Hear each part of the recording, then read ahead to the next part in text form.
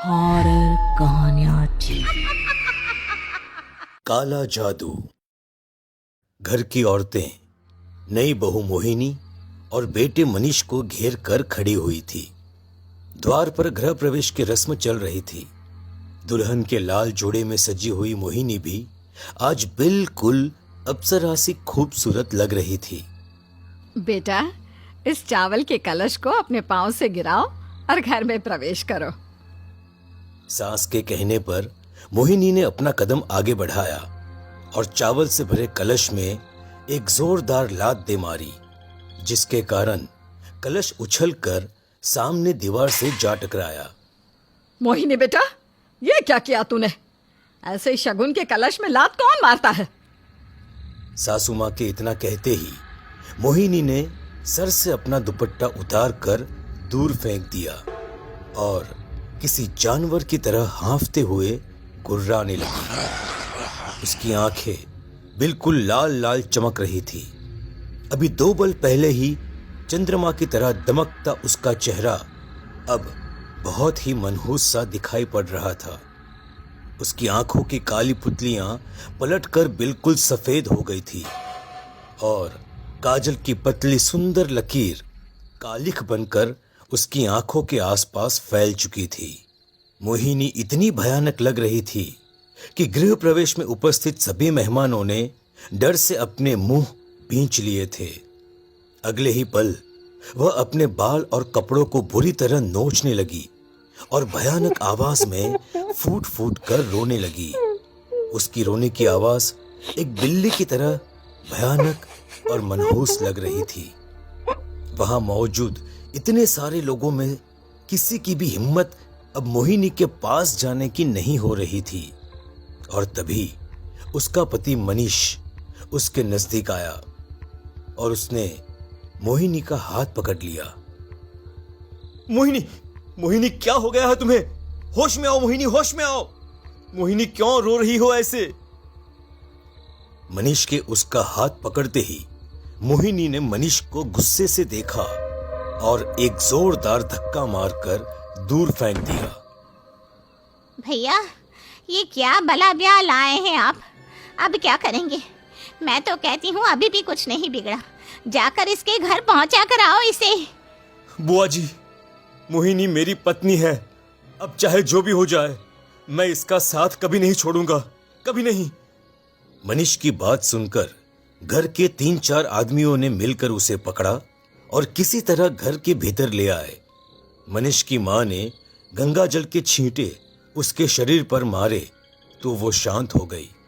जैसे ही मोहिनी की ऐसी हालत की खबर उसके मायके पहुंची तो उसके माँ बाप और चचेरी बहन साक्षी तुरंत उसके ससुराल आ गए थे। शादी को 2 दिन बीत गए थे। मोहिनी को रह रहकर होश आता तो वो बार बार हिंसक हो जाती थी। कभी खुद अपने शरीर को खरोचने और खोदने लगती थी तो कभी किसी दूसरे के ऊपर हमला कर देती थी। छोड़ दो मुझे, छोड़ दो। ए बच्चे, छोड़ मेरा हाथ, मैं नहीं जाऊंगी, नहीं जाऊंगी मैं।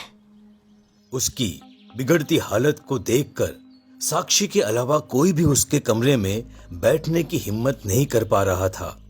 उसकी मां का तो रो रो कर बुरा हाल हो गया था। रात का समय था। अचानक ही मोहिनी की नींद खुली और उसने एक झटके में अपने हाथ पैरों से बंधी रस्सियों को तोड़ दिया और पास में ही रखे कांच के गिलास को तोड़कर उसके कांच से अपने शरीर को खरोंचने लगी। मोहिनी के शरीर से अब बेतहाशा खून रिस रहा था। शरीर को जी भरकर खरोंचने के साथ वो जाकर दीवार पर छिपकली की तरह चढ़ने लगी और ऊपर छत पर जाकर धम से नीचे कूद पड़ी।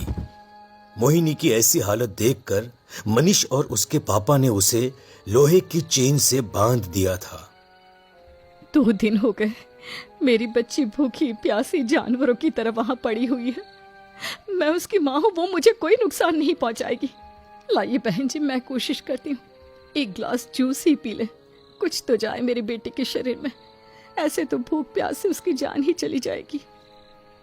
मोहिनी की मां के जिद करने पर मनीष उन्हें एक गिलास जूस के साथ कमरे में जाने देता है। मोहिनी, ये ले बेटा, जूस पी ले। माँ का हाथ माथे पर पाकर मोहिनी ने आंखें खोल दी। माँ, हाँ बेटा, मैं तेरे पास हूँ, ले ये जूस पी ले। मोहिनी जैसे ही 2 घूंट जूस पीती है, तुरंत ही फिर से उसकी आंखें पलटने लगती हैं और वह अपने मुंह से खून की उल्टियां करने लगती है। मोहिनी, ये क्या हो गया मेरी बच्ची को? मनीष, जल्दी आइए। माँ अभी आवाज लगा ही रही थी कि मोहिनी माँ को देखकर शैतानी हंसी हंसने लगती है।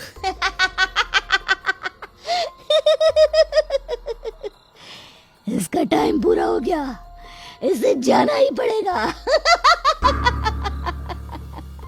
और तभी मोहिनी के चाचा की बेटी साक्षी दौड़कर कमरे में आ जाती है और मोहिनी के सर पर हाथ फिराने लगती है।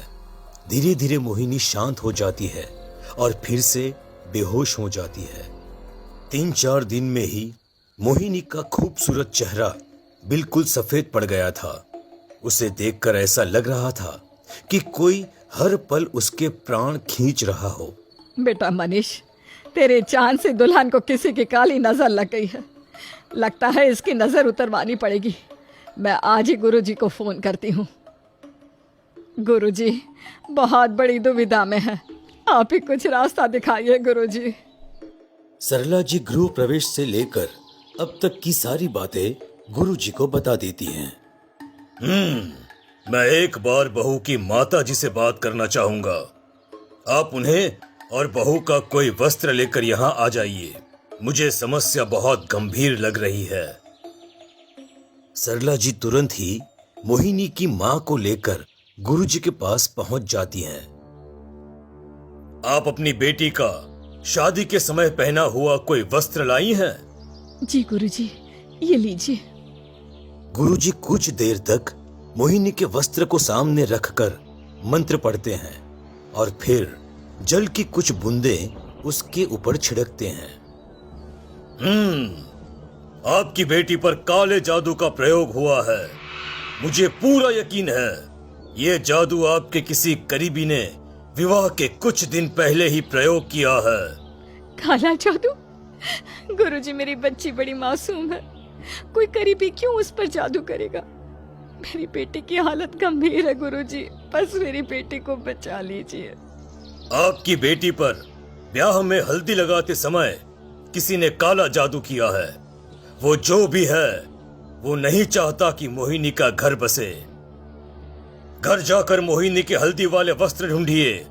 मुझे पूरा यकीन है आपको वो वस्त्र नहीं मिलेंगे, क्योंकि इस जादू में हल्दी वाले कपड़ों से ही वो गुड़िया बनाई गई है। उन हल्दी के वस्त्रों से बनी गुड़िया पर किसी ने आधी रात को शमशान भूमि में जाकर मृत्यु तंत्र का प्रयोग किया है। ये काला जादू बहुत ही खतरनाक जादू है। आप सोच कर देखिए, आखिर ऐसा कौन है जिसे आपकी बेटी की शादी से समस्या हो सकती है? सोचिए। मनीष का बरसों से हमारे घर आना जाना रहा है, इसीलिए जब हमें पता चला कि मनीष और मोहिनी शादी करना चाहते हैं तो हम खुशी खुशी तैयार हो गए। किसी को भी मेरी मोहिनी की शादी से समस्या क्यों होगी भला? सबसे पहले अपनी बेटी के सामानों में उस गुड़िया को ढूंढिए। जैसी मोहिनी की हालत है, इसका मतलब है वो गुड़िया उसके आसपास ही है। बाबा, क्या इस काले जादू का कोई काट नहीं है? काटने का उपाय है, लेकिन बहुत ही जोखिम भरा है। जिसने भी ये काला जादू किया है उसने मोहिनी की आयु 7 दिन रखी है। आपकी बेटी का समय समाप्त होने को है। आप सोच लीजिए, एक बार तंत्र कर देने के बाद उसे वापस नहीं किया जा सकता। इसलिए मैं उसका प्रभाव उल्टा उसी पर मोड़ दूंगा जिसने आप पर वह जादू किया था। बस ध्यान रहे, किसी को खबर न लगे कि आप लोग क्या और क्यों ढूंढ रहे हैं। अपनी बेटी के लिए मैं हर जोखिम उठाने को तैयार हूँ। आप बस उसकी जान बचा लीजिए। बाबा के कहे अनुसार मोहिनी की माँ और सास दोनों मिलकर उसके सामान और कमरे में वो वुडू गुड़िया ढूंढने लगते हैं। अचानक ही मोहिनी की सांस को मोहिनी के बेड के नीचे एक पीले कपड़े से बनी गुड़िया दिखाई देती है, जिसके शरीर में जगह जगह सुइयां चुभी हुई थी और शरीर पर सिंदूर लगाया हुआ था। ये देखिए बहन जी, इसके बेड के नीचे ये कैसी डॉल रखी हुई थी। गुरुजी की कही एक एक बात सच साबित हो रही थी। वे दोनों उस मनहूस गुड़िया को लेकर गुरुजी के पास पहुंचती हैं। मैं इस जादू को उल्टा करने वाला हूँ। मेरे ऐसा करने से जिसने भी ये किया होगा उसकी अगले 2 दिन में ठीक उसी तरह मौत हो जाएगी जैसे मोहिनी की होने वाली थी। आप दोनों अब घर जाइए और मोहिनी का ख्याल रखिए। जिसने भी उस तंत्र का प्रयोग किया है वह अपनी गुड़िया को न पाकर मोहिनी को नुकसान पहुंचाने का प्रयास कर सकता है। जाइए। गुरुजी की बात सुनकर सरला और सुनीता दौड़ती हुई घर लौट आती हैं। इधर बाबा वुडू डॉल को सामने रखकर जोर जोर से मंत्र पढ़कर यज्ञ में आहुतियां डाल रहे थे और उधर मोहिनी बिस्तर पर पड़े पड़े जोर जोर से दर्द से चीख रही थी।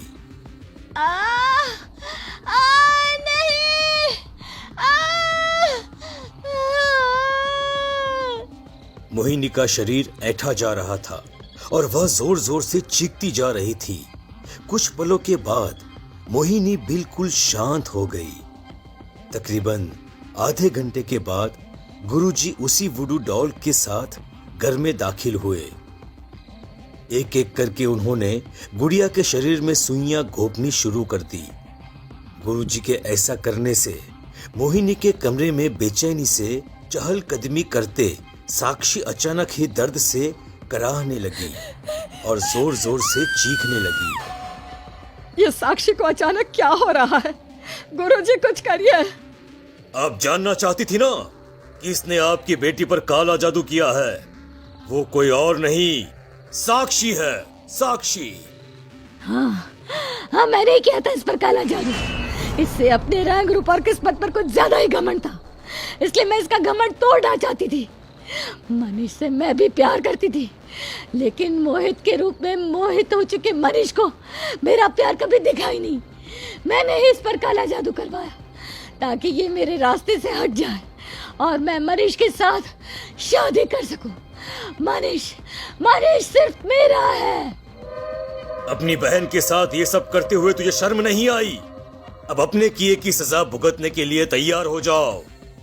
मोहिनी के लिए खोदे हुए गड्ढे में साक्षी खुद गिर गई थी। अगले 2 दिनों में साक्षी की दर्दनाक मौत हो गई थी।